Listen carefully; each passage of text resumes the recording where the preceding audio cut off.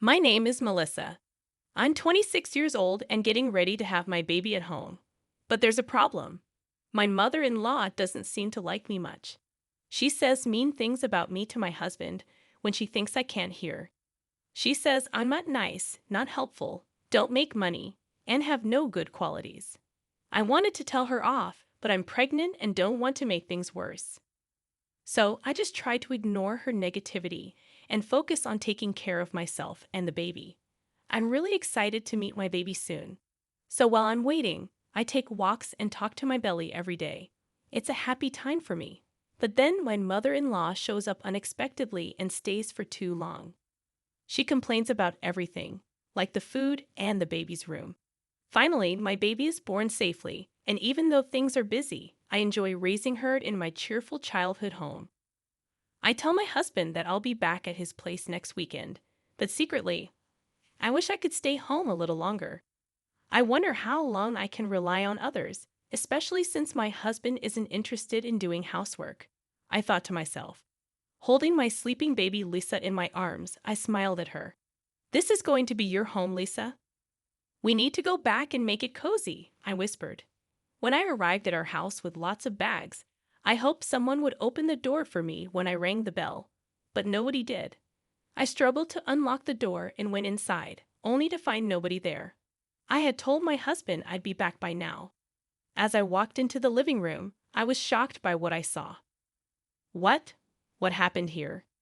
The room was a complete mess, with stuff scattered everywhere. It wasn't just untidy.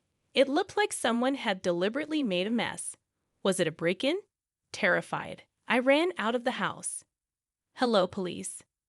I just got back from having my baby, and my house is a disaster, I said shakily into the phone, while my peacefully sleeping baby began to cry, adding to my panic. A neighbor passing by noticed our distress and kindly invited us to rest at their house. They helped me calm down from the shock and fear. After giving my daughter some milk, she fell back asleep. Soon, we heard police sirens, and I went back to my house with the neighbor by my side. The front door was still locked.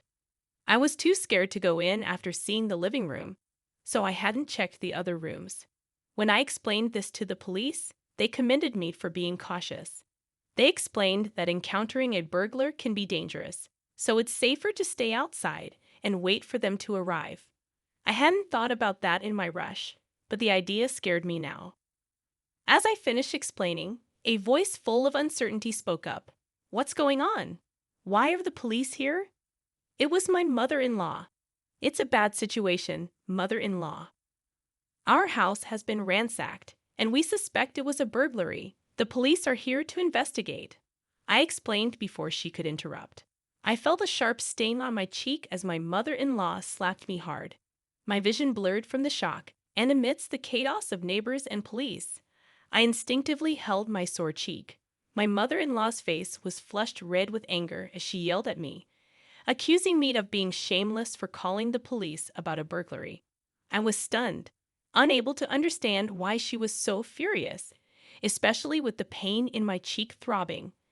A neighbor tried to intervene, explaining that calling the police was the right thing to do and it's their job to investigate, but she wouldn't listen. She went on to scold me for leaving my husband alone and going back to my parents' house during childbirth. She said I was useless if I wasn't at home doing housework. And now, she was upset that I had caused a scene by calling the police. Even though everyone around tried to reason with her and tell her it wasn't my fault, she wouldn't listen. As I tried to make sense of it all, I realized something strange. Despite our house possibly being burgled, she didn't seem concerned about any losses. And even though it was the first time she was meeting her grandchild, she didn't show any interest. Why? Everyone around me didn't seem to agree with what I was saying. That's not the point. How can you accuse me without even saying sorry? My mother-in-law completely ignored my question, sticking to her argument.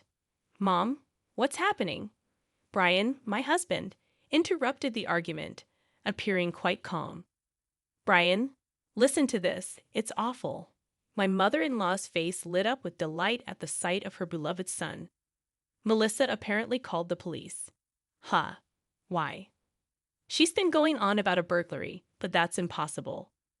Brian, please tell her to stop being so ridiculous. My mother-in-law insisted. Is that true? Melissa, maybe you got it wrong about the burglary. It's bothering the neighbors, you know? And the police have other things to deal with, so let's send them away soon. Brian said, trying to calm things down. What? I was shocked, but for a different reason this time. Not only was my mother-in-law against me, but now my husband, Brian, seemed to be too. I couldn't believe he would say something like that. Wait, Brian, our house isn't just messy. The police are still investigating. We don't know for sure if it was a burglary yet, but something is definitely off about the state of the house. We're about to check if anything's missing and file a report. No, absolutely not. Brian interrupted me with a raised voice. But why? The conversation was becoming more confusing by the moment. I felt lost, and tears began to fill my eyes. I came back here, and nobody was here, and the room was a mess. I didn't know what happened, and I was scared. Unable to hold back my sobs, I found comfort in the embrace of a neighbor, their warmth making me cry even more. Yet in front of me, both my mother-in-law and husband seemed irritated and simply stared at me. Why? Why won't you understand? My heartache seemed to affect my daughter too, as she woke up crying. This only seemed to annoy my mother-in-law and husband even further. With the kindness of the neighbors and the concerned look of the police, I ended up spending the night at a neighbor's house. Stolen things? I don't know. Melissa's just overreacting. Let's go inside, my mother-in-law said, while my husband added, yeah, Melissa, calm down. They didn't seem to care about the mess and quickly went inside after the police finished their investigation. I didn't think he was like that, I thought, standing in front of the closed door, recalling my husband's words. My mom still treats me like a child, and it's annoying. I usually just go along with her to avoid conflict, but it's really a hassle. Despite his complaints, though, I couldn't stay outside forever. After apologizing repeatedly, I ended up spending the night at my neighbor's house. Mom needs to be strong.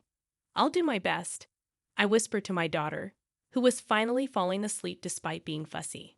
The next day, when I returned home, my mother-in-law and husband were there. Did you really stay here last night with everything in such a mess? The living room was somewhat tidied up for them to sit, but it looked no different from the day before. I had checked the other rooms with the police, and it seemed like things had been thrown out of storage in all of them. The mess was everywhere. Despite always complaining about my cleaning, my mother-in-law had stayed in the house in that condition, and she hadn't lifted a finger to clean up. She just sat there, looking unhappy. What do you mean? Did you really? I felt sorry for Brian, who was abandoned by his wife, so I couldn't go home. Her words hit me, and I responded, it's not that I left. It's that you didn't listen to what I was saying. What? How dare you speak like that? My mother-in-law's face quickly turned angry. Brian jumped in and stopped making a big deal out of the burglary. Have you calmed down now? He said it in a way that irritated me, and something inside me snapped. You're right. It's not like we were burgled, huh? I was surprised by how calm my voice sounded. But Brian didn't react to my anger. He just smirked a little. Finally realized it, huh? Yeah, you were overreacting about the burglary. Anyway, start cleaning up, Brian said as if it was someone else's problem. And my mother-in-law looked smug. Cleaning and taking care of the house are a wife's duties, aren't they? My mother-in-law said this in a sickeningly sweet tone, as if talking to a pet. What? I'm not cleaning up. It's your mess, so you should clean it, I said, feeling belittled by them. What? How dare you? As expected, they didn't like my response. You're such a terrible wife. Get to work. My mother-in-law snapped at me, clearly annoyed. What a hassle, my husband grumbled in agreement. I handed them the divorce papers I had prepared and filled out first thing in the morning. I want a divorce, I said firmly. My husband blinked, looking surprised. That's right. I want a divorce right now, I declared firmly. In that instant, My mother-in-law grabbed the divorce papers and melodramatically lamented, "Oh, poor Brian. Being treated like this is so awful," as she hugged my husband's head. "Such a big baby, aren't you?" Ida tried to bite my tongue, but my true feelings slipped out. "What did you just say, Melissa?" The two of them were so furious they seemed ready to explode. But I wasn't going to back down. "Did you not hear me? Or are you pretending not to understand, Brian? Divorce. Sign the papers now." I knew it was petty. I knew I shouldn't stoop to their level, but I didn't care at that point. "Stop joking around and apologize." Enraged, they pushed me to the ground, pinning me down. "Apologize now." Brian's strength made it difficult to breathe, and tears filled my eyes. "Melissa, let go of my daughter right now." My saviors were my parents rushing to my rescue.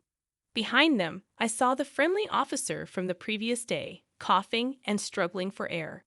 Relief washed over me, and my strength waned. "Why are you barging in here like this?" "Leave immediately." My mother-in-law and husband were being held back by the officer, squirming and resisting. "It's useless. You've been caught assaulting someone." With my father's help, I stood up and smiled at the two struggling figures. "Actually, I just asked the officer to come and check on the situation from yesterday. I never expected you to attack me." "What? What's happening?" My husband growled, but I wasn't afraid anymore. "We have a baby monitor camera installed in this house for our little Lisa. It's a live stream camera. It couldn't record the person who trashed the room, but," as I spoke, both of them visibly relaxed. "Huh.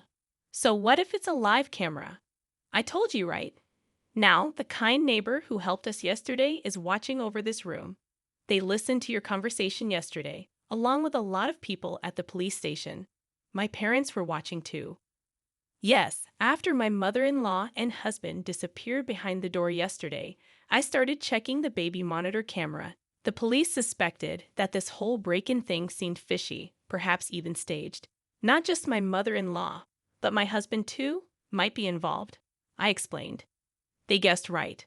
When I came home, the room was all messy, and you both acted surprised, blaming me for it. You planned to make my parents apologize by saying they didn't want a daughter-in-law who'd do something like that. But you didn't want a daughter-in-law at all because we had a baby girl, not a boy. You wanted to replace me with someone else, right? And what's this about an affair approved by the mother-in-law? I said it all quickly, and everyone looked at them coldly. "It must be a mistake," my husband said nervously. "No way. I would never cheat." Melissa, do you still have more to say? This nonsense. Stop." My mother-in-law, who forgot herself for a moment and got angry, wasn't forgiven by the others. I also refused to accept being judged on such an unfair basis. I don't want a family that doesn't care about how our baby is doing. It's not right that our neighbor, who's been looking after her, shows more love than my own family since I arrived today. I'm going back to my parents' house. And yes, I'll file for divorce and fight for custody of our daughter. It seems that's what you all wanted. No, wait a minute, not to the police station. I don't want to go. Let go. I don't want to. Both of them caused a scene as the police took them away. Afterward, my mother-in-law and husband became infamous in the neighborhood, and not in a good way. They tried to make things right by offering me a divorce settlement, but it didn't help. The rumors had already spread. No matter how much they insisted they paid me, no one believed them. I returned to my parents' house and am raising my daughter with their help. Through a friend's recommendation, I found a job nearby. It's not easy, and I have my worries, but when I see my daughter's smiling face, I feel determined to do my best. I'll work hard to raise Lisa well, making sure she doesn't turn out like her father.